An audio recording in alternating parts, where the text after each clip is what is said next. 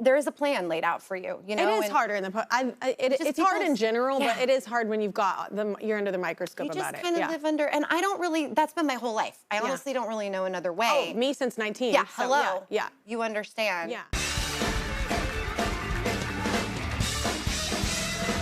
Jim Parsons, who played Sheldon Cooper on The Big Bang Theory for 12 seasons, had a meticulous process for learning his complex lines. According to Jessica Radloff's book The Big Bang Theory, the definitive, inside story of the epic hit series, Parsons would meticulously prepare his performance the night before table reads and used handwritten note cards to memorize Sheldon's intricate, jargon-filled monologues. These cards were scattered across the set and served as a reference between takes. Parsons admitted he loved the challenge of mastering the dialogue, likening it to solving a puzzle or preparing for an athletic event. Occasionally, he even utilized props like notepads during scenes to discreetly check his lines.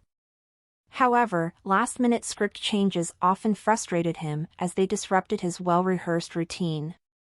Despite the occasional challenges, Parsons' dedication contributed to his standout performance as Sheldon, earning him critical acclaim and audience admiration. Jim Parsons had a very specific process for learning his lines on The Big Bang Theory.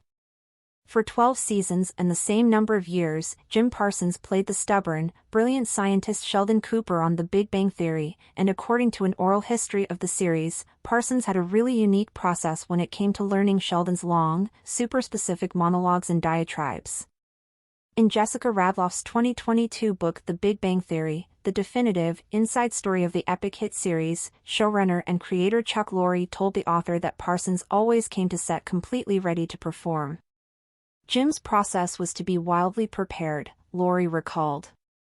He made all his decisions the night before the table read as to how he was going to read his script. Parsons confirmed that he did prepare quite a lot while playing Sheldon.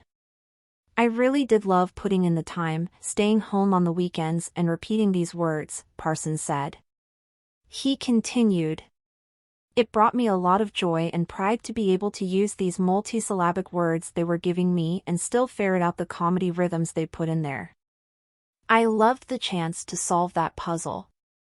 I'm not saying it didn't get a little tiresome and old at some point, but overall, I really did love it.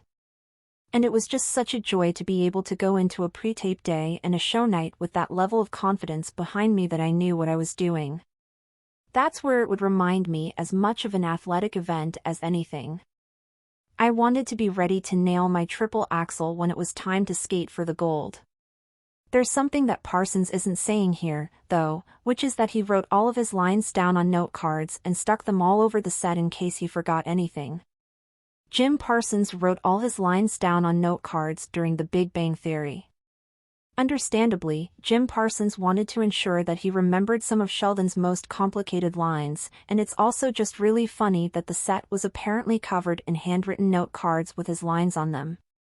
According to Kevin Sussman, who almost played Howard Wolowitz on the series before playing comic book store owner Stuart Bloom, Howard was, of course, ultimately played by Simon Helberg. Parsons was never without his enormous collection of index cards.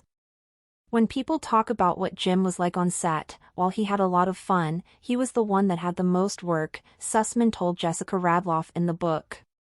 Every episode he had these frickin' monologues with all this jargon, and so much of what I remember about hanging out on the set, which was mostly like hanging out with your friends at summer camp, was Jim constantly walking around with a big stack of index cards going over his lines.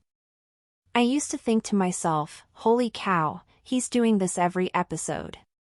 Kaylee Cuoco, who played Sheldon's neighbor turned best friend Penny, couldn't quite believe how Parsons memorized his lines.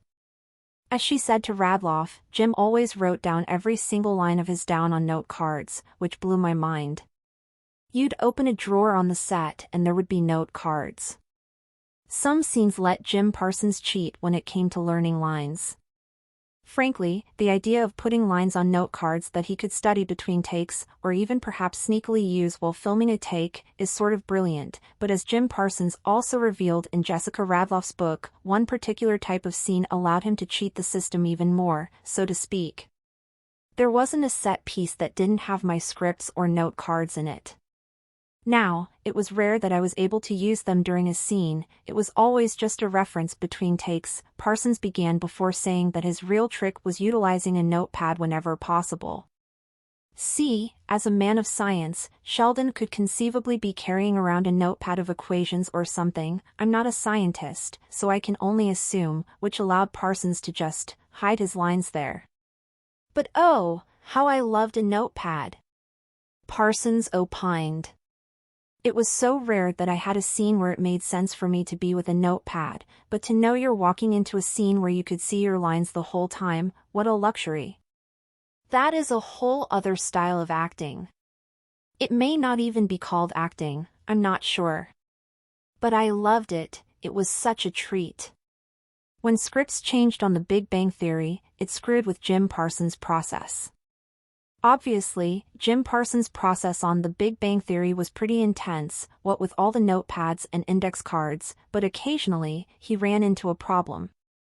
After writing all of his lines down on his beloved index cards for any given scene, sometimes the lines themselves would change, and in Jessica Radloff's book, Parsons admitted that he really hated these sudden script changes, and even brought up one specific example of a time he freaked out over an adjustment.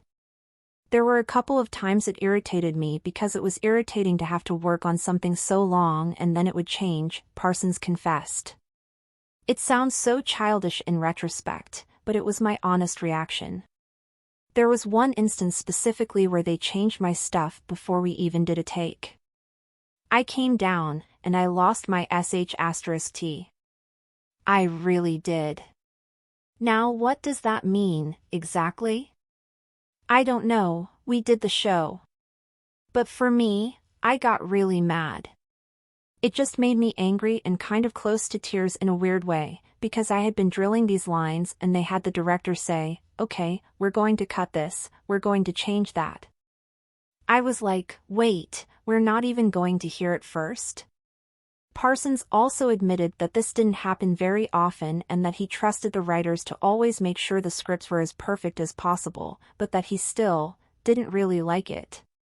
But that was rare to get changes, and most of the time it was really thrilling because their changes would be really good, and you had something fresh to give the studio audience who had already seen the scene a few times, the actor said. And so that was really fun, when it wasn't frustrating. Futurama initially wasn't allowed to recruit animators from these rival shows. Matt Groening first started thinking about making Futurama as early as 1990, when The Simpsons was still only in its second season.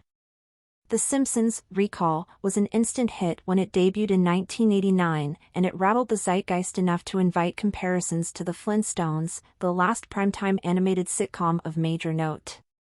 Little did Groening know at the time that it would outstrip The Flintstones in duration and